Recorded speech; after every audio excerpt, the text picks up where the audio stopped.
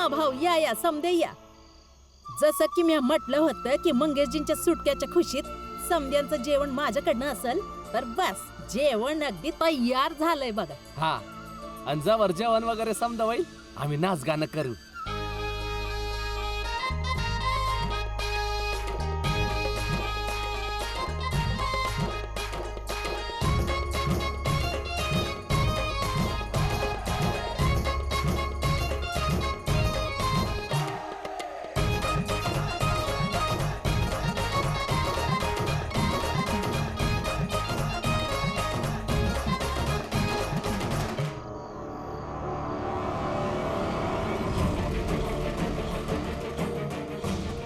अच्छा तर म्या गेल्यानंतर आता इकडे हे समजे लफडे चालू आहेत तर जोखू जोखू चल हट. तर माझ्या पाठीमाग हे समजे लफडे चालू आहेत तर तुम्हाला काहीतरी गैरसमज होत तसं काही बी नाही. नूतन एकदम बरोबर बोलत होती तुझ्या चरित्राबद्दल. नूतन कोण नूतन? मी आहे नूतन, जिच्या सोबत तुझा नवरा तुला कंटाळून पळून गेला होता.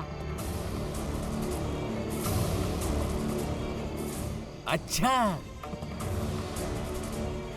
म्हणजे तू जिच्या बरोबर पळाला होतास ती हीच आहे. हा परंतु आता ही माझी बायको आहे.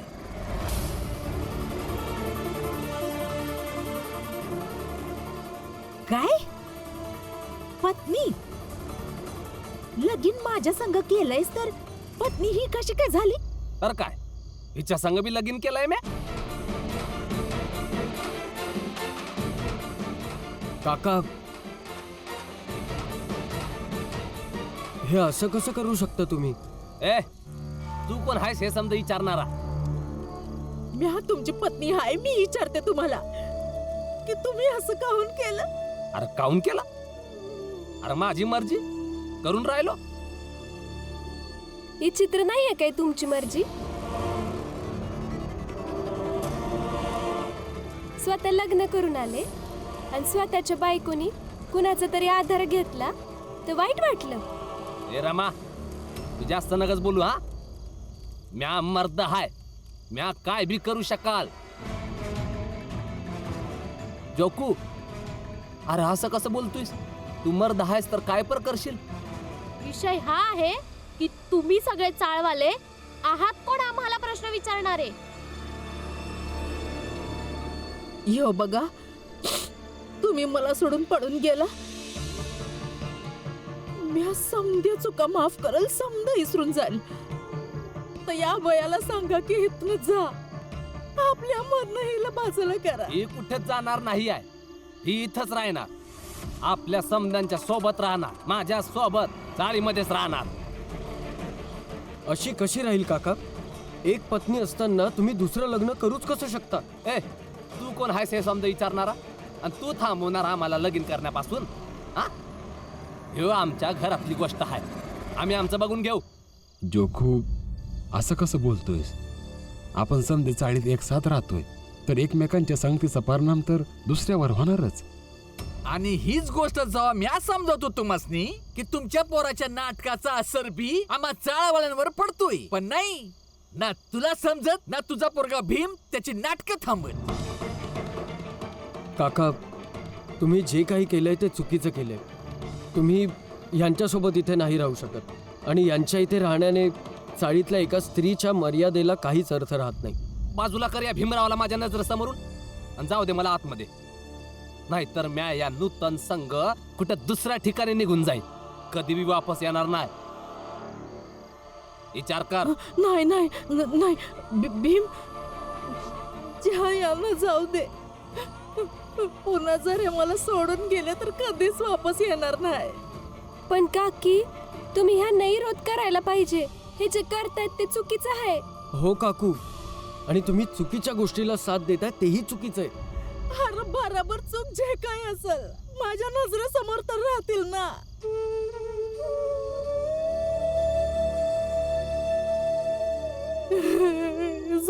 तुम्ही. चाल. बगुला कपटी तासो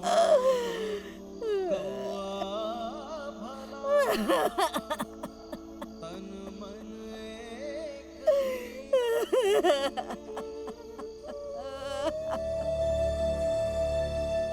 काका, त्या वकिलांनी मला सांगितलं होतं की त्याच्यावर झालेल्या हल्ल्याची पण केस उघडणार, प्रश्नोत्तरही विचारली जाणार. आणि मला हे खूप चांगल्या प्रकारे माहित होतं की जर मी त्याला कोर्टात भेटलो तर तो जुना हिशोब चुकता करेन. म्हणून मला त्या रमाच्या भावाला शंकरला पळवून न्यायला सांगावं लागलं. पण त्या भीमाला आणि त्या खालच्या जातीतल्या लोकांना धडा तर शिकवायलाच हवा. मग काय वाटेल ते करू आपण जोशीजी.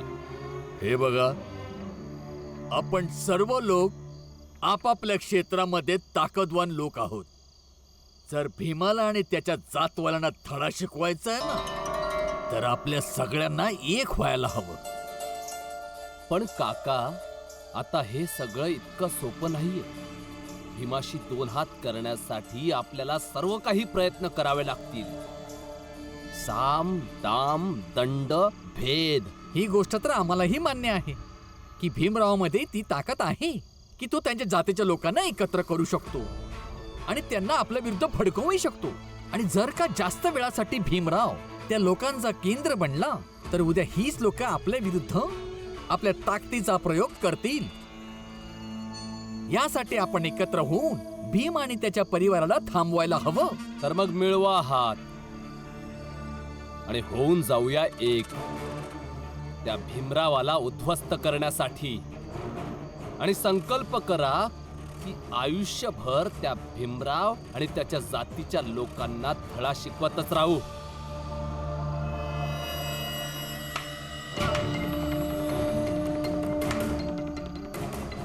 आम्ही सगळे संकल्प घेतो की आम्ही सगळे संकल्प करतो भीमराव आणि त्याच्या जातीच्या लोकांना धडा शिकवणारच. भीमराव आणि त्याच्या जातीच्या लोकांना धडा शिकवू. जा.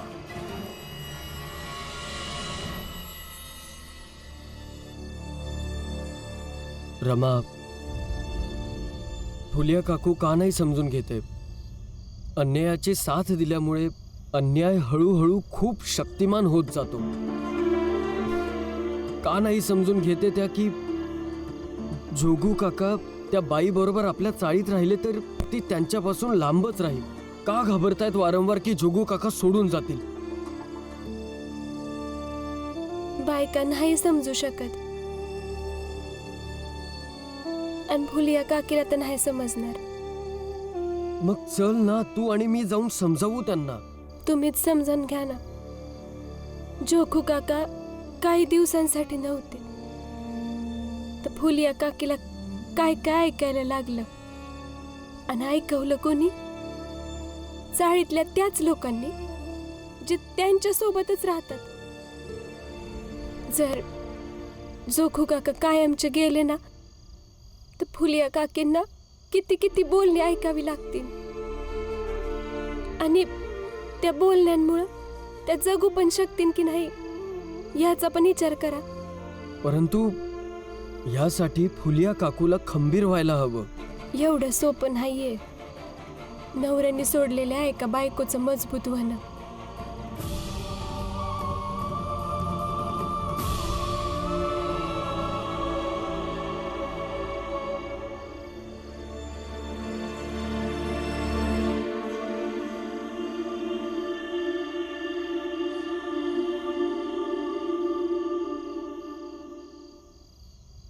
मंगेश भाऊ, ही समधी लोक तुम्हाला काय नाही सांगणार म्हणून मीच सांगते. तुमचं भलं यातच आहे की तुम्ही इथनं निघून जा. तुम्ही गेल्यावर फुलियाचं जे काही व्हायचं असेल ते होईल. पण जर तुम्ही ते थांबलात तर तिचं नाही ठाव, पण आमची काळजी नक्कीच वाढल. तुम्ही आमची काळजी तर वाढवतच आहात, शिवाय एका लाचार स्त्रीची काळजी वाढवत आहे. कोणत्या बी गोष्टी स्वतःचा त्रास नको जोडूस. जे खरं आहे तेच सांगतीये मी. समज ठावय मला, या घरात कोण किती ऐकतं माझं. हे तर बाहेरचेच आहेत, हे काय ऐकणार. या घरातल्यांना सवयच लागली आहे दर येळेला आपला राग काढायची.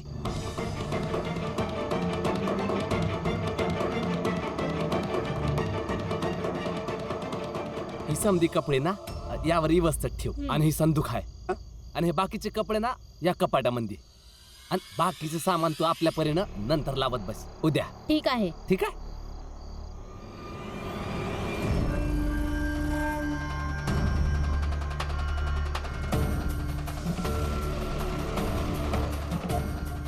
हे बघ फुलिया, म्या आणि ही दोघ जण आतमध्ये राहतो. तुला लागल ते सामान घेऊन इथं बाहेर झोप. ठीक आहे. चल लवकर सामान उचल आणि निघ. बाहेर काहून झोपणार म्या? हे बघण्यासाठी लगीन करून आणलं होतं. म्या नाही जाणार. सांगितलं ना बाहेर जा. नाही जाणार. हे घे तुझं सामान आणि निघ इथून. बघावं तेव्हा रडगाणं सुरू. बाहेर घेऊन जा आणि नीट समजावा हिला. नाही नाही, माझं घर आहे, मी कुठे बी नाही जाणार. चाल बाहेर नाही, नाही, चाल. नाही. ऐकणार नाहीस तू अशी. सोडा मला. तुम्ही अरे. तुम्ही काय करताय? म्या नाही चल. जाणार. चल. म्या नाही जाणार. जाणार कशी नाही? चल. सोडा. इथं झोप. आणि इथं झोप आणि जास्त नाटकं करू नकोस. हात जोडते, मी पाया पडते हात. तुमच्या.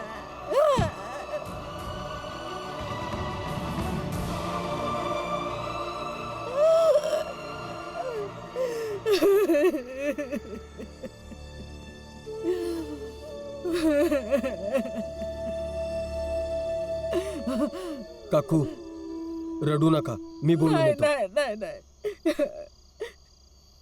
राहू दे. ते असनी काय बी बोलू नका. पुन्हा राग आला आणि कुठेतरी निघून गेले तर म्या ठीक आहे, इथं झोपल म्या. पण काकी, तुम्ही असं कसं बाहेर झोपणार आणि का बरं झोपणार? म्या झोपून जाईल, काही वांदा नाही. तुम्ही लोक ना घरला जाऊ, उगाच बोबट नका. इतर समजे जागे होतील. जा, म्या ठीक आहे. हे बघ, हे असं ठेवलंय ना, बस असं झोपत जा.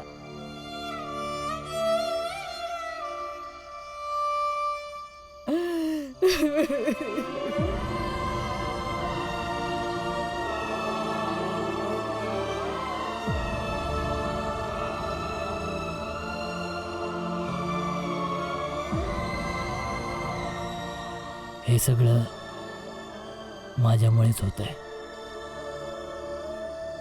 या सगळ्याला जबाबदार मी आहे. मालक भीमराव. मालक, घात झाला मालक. काय रे हितेश, आपली हद्द विसरलास? काका, या मूर्खाला जरा जास्तच डोक्यावर बसवून ठेवलाय मी. एवढी पण अक्कल नाहीये की मालकाच्या घरी कसं येतात ते. मालक, खबरच अशी होती की मी स्वतःला थांबू शकलो नाही. तुम्ही पण ऐकाल ना तर एकदम सुन्न होऊन जाल. अच्छा, सांग काय झालं? यांच्या सुनेला घेऊन जोखू पळून गेला होता ना, तो त्यांच्या सुनेला घेऊन आलाय चाळीत.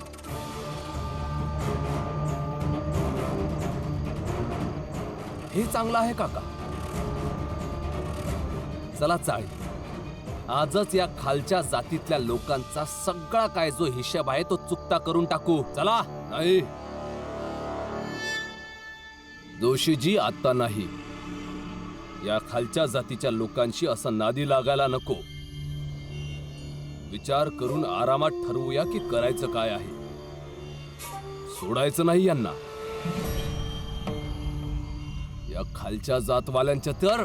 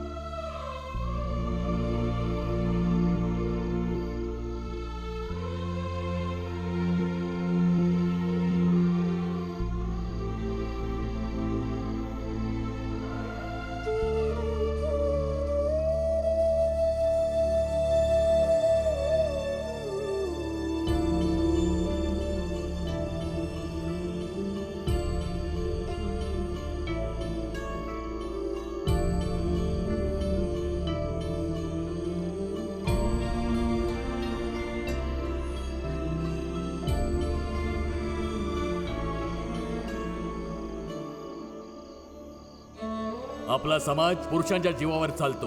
जर कुठल्या पुरुषाला वाटत असेल की त्याची पत्नी त्याची अब्रू चव्हाट्यावर आणत आहे तर ती शिक्षेस पात्र आहे. म्हणून आज आणि आतापासून आम्ही तुला वाळीत टाकत आहोत. तू म्हणशील आणि आम्ही त्याला शिकू देऊ. त्यांची जागा चुलीपर्यंतच सीमित आहे. त्यांची मर्यादा तिथपर्यंतच आहे, समजलं? स्त्री आणि पुरुषांमध्ये फरक असतो.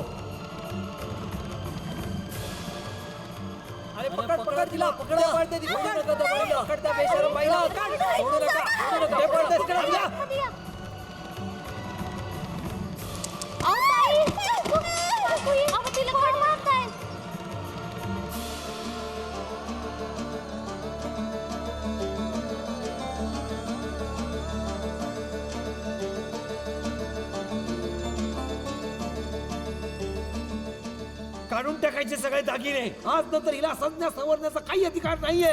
बांगडे घालायचा काही अधिकार नाहीये.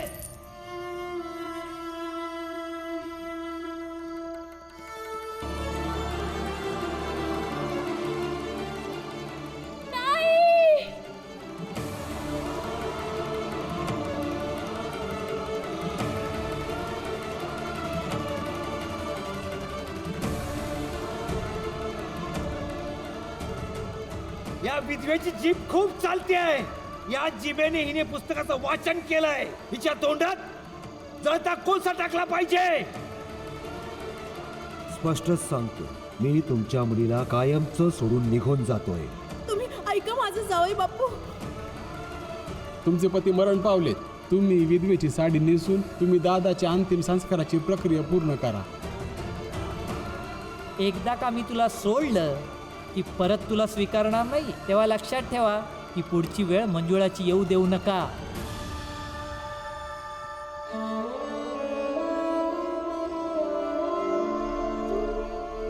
महिला समाजाचा खूप महत्त्वपूर्ण भाग असतात. शिकलेल्या महिला समाजाची प्रत उंचावतात.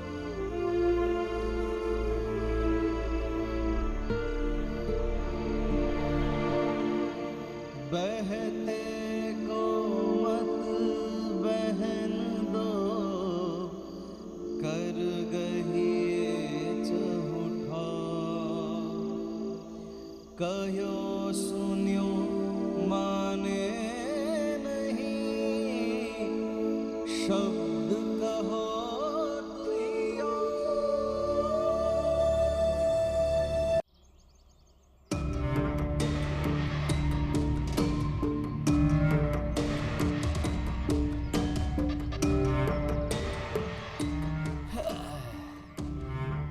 ए फुलिया, ए उठ, जा चाय बनवून घेऊन ये.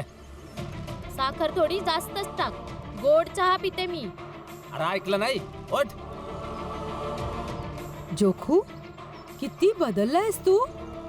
कोणी असं वागतं का आपल्या बायको सोबत? हा, डलियामा हा आमच्या घरातला मामला आहे. तुम्ही तर मध्ये पळूच नका. आणि तुला ऐकायला येत नाही एवढ्या वेळपासून मी सांगतोय. उठ. लगेच घेऊन येते मी चाय. नाही काकी, तुम्ही नाही जायचे चहा बनवायला. अगं रमा, मी हा देन चाय करून जे सांगितलं ते करेन. तू जा. काकी, मी समजू शकते की तुम्ही ह्यांचं घरात राहणं का स्वीकारले ते. पण प्रत्येक गोष्ट नका ऐकू. बनवतीन की ते स्वतः चहा. आणि तुम्ही आमच्या घरी चला, मी तुम्हाला चहा देते. नगर राहू दे. चला काकी.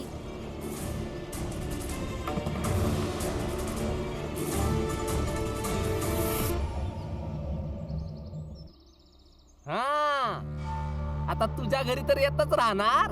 हा, हसत हसत जाणार. शेवटी मंगेश जो राहतो तिकडं राहत होता.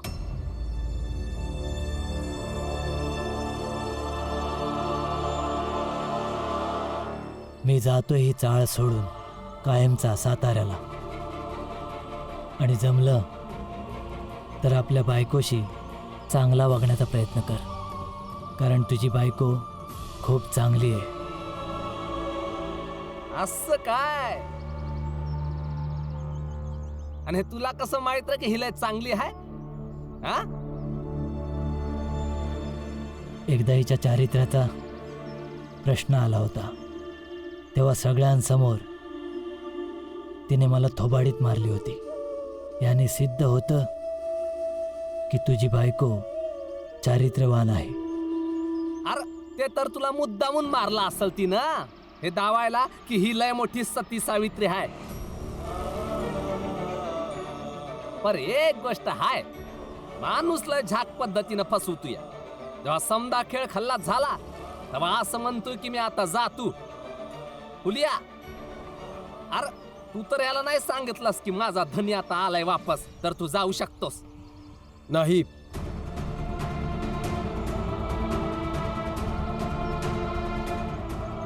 काकू असं काहीही म्हणाल्या नाहीयेत आणि मंगेश काका सुद्धा इथून कुठेही जाणार नाही. अरे मग तू का मधी पडतोयस? सोड ना, त्यांचा आपापसातला मामला आहे. अरे हितेश भाऊ, हा भीम आणि रामजी काका कोणाच्या मधी नाही पडले तर त्यांचं कसं चालेल? नटवर भाऊ, एकतर बाबांबद्दल आदराने बोला तुम्ही, आणि मी मध्ये पडत नाहीये. फक्त हे सांगतोय की सत्य जर घाबरून मागे राहिलं तर असत्याला आपोआपच शक्ती मिळते. मंगेश काका जर चाळ सोडून निघून गेले तर जोगू काकांना नेहमी असंच वाटत राहील की ते बरोबर होते आणि मंगेश काका चूक. म्हणून काका, तुम्हाला इथे या चाळीत राहावं लागेल, कमीत कमी तोपर्यंत जोपर्यंत जोगू काकांनाही जाणीव होत नाही की ते चुकीचे होते. त्यांनी चुकीचं केलंय, एक मोठी चूक, की स्वतः एका परस्त्री बरोबर राहून आपल्या पत्नीवर चुकीचा आळ घेताय. भीम, रामजींबरोबर माझं बोलणं झालंय. मला थांबवू नकोस, मला जाऊ दे. नाही काका, तुम्हाला इथे थांबावंच लागेल, कारण की ही एक लढाई आहे. पुरुष प्रधान समाजात पुरुष आणि स्त्रियाला बनवल्या गेलेल्या वेगवेगळ्या मापदंडांच्या विरुद्ध ही लढाई आपण सगळे मिळून लढूयात. कमीत कमी ह्या चाळीतल्या आतली लढाई ही आपण जिंकूनच राहू.